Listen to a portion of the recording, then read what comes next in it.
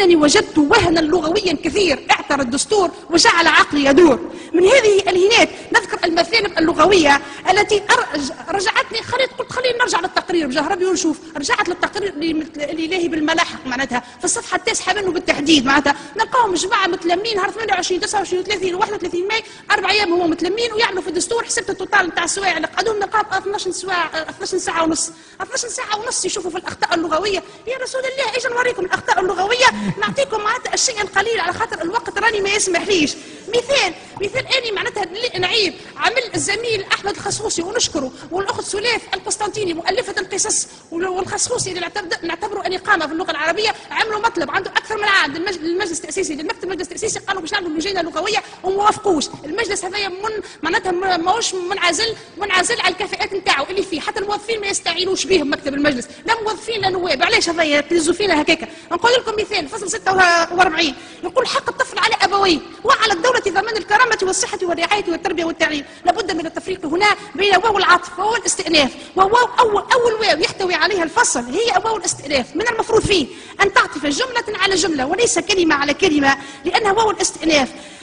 الجمله الاولى حق الطفل على ابويه منقوص، هذا هو المبتدا، حق الطفل على ابويه. وبعدين ايش بيه؟ شنو جرى له؟ خبرني شنو جرى له، لا سمي الخبر وخبر هو باش يقول لي شنو اللي جرى له. لا اجد الخبر، لا يمكن ان نقول حق الطفل على ابويه مكفول مضمون واجب الى غير ذلك من الاف المؤلفه التي تسخر بها اللغه العربيه. ما يجمع الجمله الاسميه التي يحصل السكوت عليها يلزمها تكون مبتدا وخبر من مسند ومسند اليه في الجمله هذه، باش نلقاو حق الطفل ونسكتوا معناتها. نجم نقولوا حق الطفل هو على ابويه، حق الطفل تولي مبتدا وحق وعلى والديه خبر. في الفصل 123 أسجل الخطأ اللغوي في الجملة التالية. فما خطأ لغوي ومن هو؟ وهي تتولى هيئة الانتخابات إدارة وتنظيم الانتخابات والاستفتاء، والأسلم أن نقول تتولى هيئة الانتخابات إدارة الانتخابات والاستفتاءات وتنظيمها. ديما نفس الغلطة في المضاف إليه عملها في البلاي سكول. في الفصل 136 مثال أجي أسجل أن استماع صيغة التفضيل حاطين أوسع من شنو؟ صيغة التفضيل هذا مفضل عنه زاد. أركان التفضيل لازمها تكون موجودة، حاطين أوسع وسكتوا. قول واسع ولا أوسع من كذا ما يجيش راهو.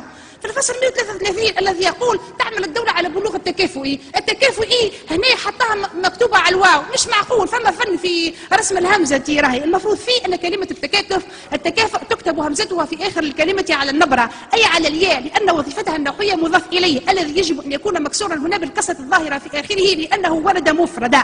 وأقوى الحركات هي الكسرة ثم الضمة ثم الفتحة ثم السكون. فعندما نكتب كلمة فيها همزة يجب أن نتأمل حرف المفردة التي وردت عليها الهمزة الحرف الذي قبلها ونرى أي الحركتين أقوى. غريبة حتى في الحاسوب يا رسول الله اللي وقف المخ، حتى في الحاسوب كيف تجيب غلطة يسطرها لك بالأخضر ويسطرها لك بالأحمر، معناتها مش معقول يسطرها لك بالأخضر وبالأحمر ويقول لك راهي غلطة.